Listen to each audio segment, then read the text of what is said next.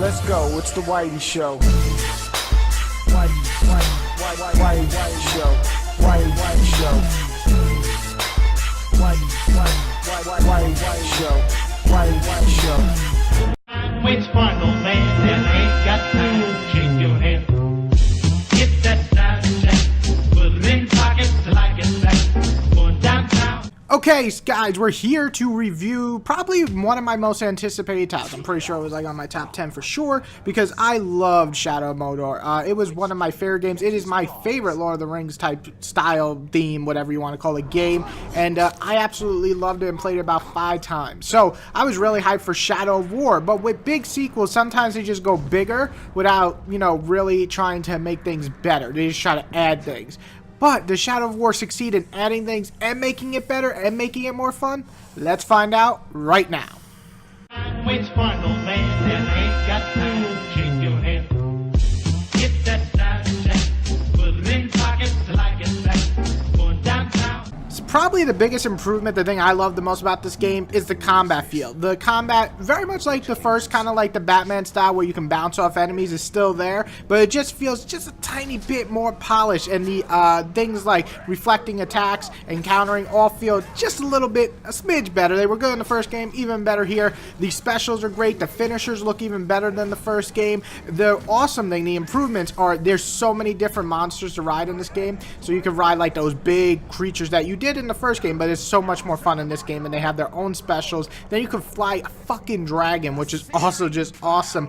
Other things that they improved or added on is that you can still control the orcs and stuff and make captains yours, but now you can do sieges. Like, you actually can take a fortress, and it's usually these big bombastic battles that just look epic as shit, but they also feel epic because you're rushing into the fortress, you're jumping over towers, you're going down and taking lead and charging with your people. It just looks great, it feels great. And really, the combat in general, the whole gameplay style, it just feels bigger, but in every way better too. It doesn't lose anything, and that's what I love about the gameplay here.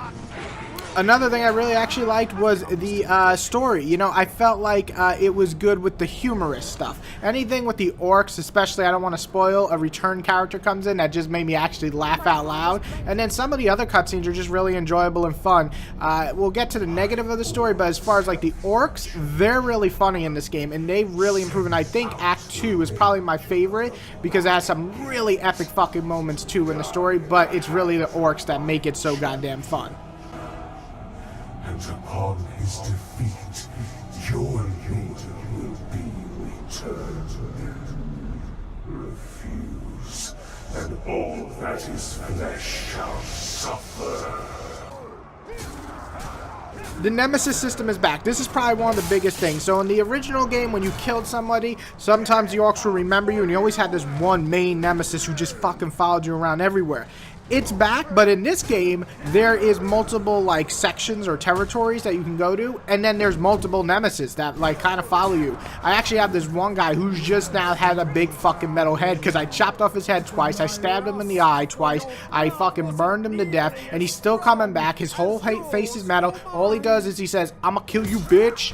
Well, he doesn't say bitch, but he just says, "I'ma kill you now," because he's so tired of seeing me that he just wants to kill me. So yes, I love the Nemesis system in the first one. It's just improved here because they're in multiple spots. The multiple orcs remember you. Things like that kind of make like the side missions in this game better because the orcs and the Nemesis system make it better.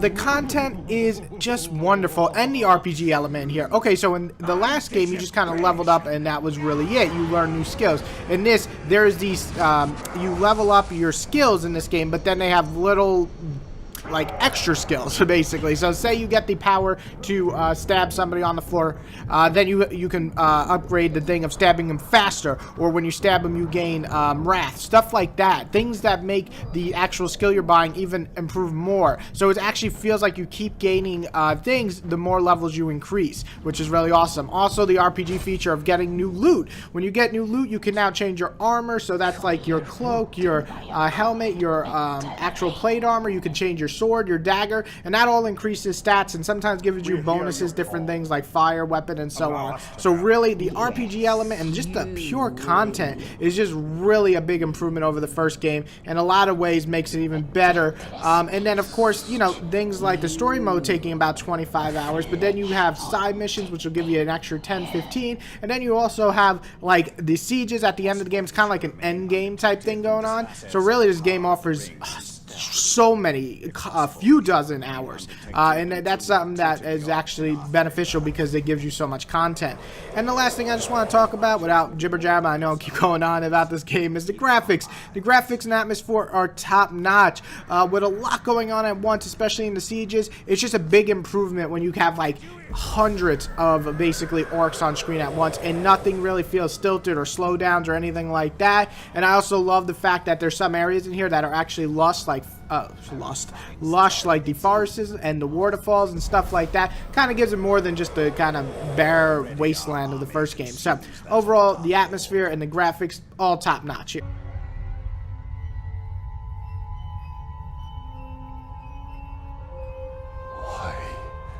Sacrifices must be made. All right, I'm gonna stop gushing. Of course, there's some things that do affect my overall experience in this game, and the three things that do the most are these. One, the glitches are just a little bit, actually, let's be honest, a lot more apparent in this game. It's a bigger game, so you're gonna notice some more, like orcs getting stuck in rocks, so I can't finish the mission, I have to restart, or just the missions like glitching out in general and won't let me continue. It's only happened maybe 3 or 4 times in my 30 hours of gameplay, but it's still there, it's still annoying, it's more apparent than the first game, which I think happened like once.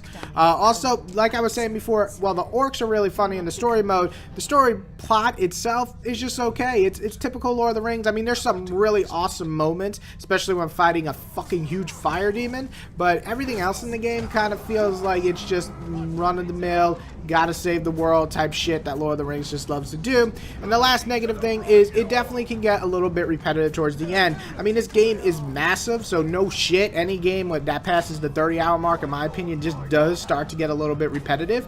But this game, you know, with the combat, it is fun and you keep it interesting, but you kind of do the same thing at the end a lot. And basically, since you can get betrayed by your own orcs when building compounds and taking outposts, that it can get a little annoying, like you did all this work and then it goes back like 2 steps and you gotta redo it. So it does get just a tad bit repetitive at the end. Waits for no man and ain't got time to shake your head. Get that side check, put it in pockets like it's back. Going downtown.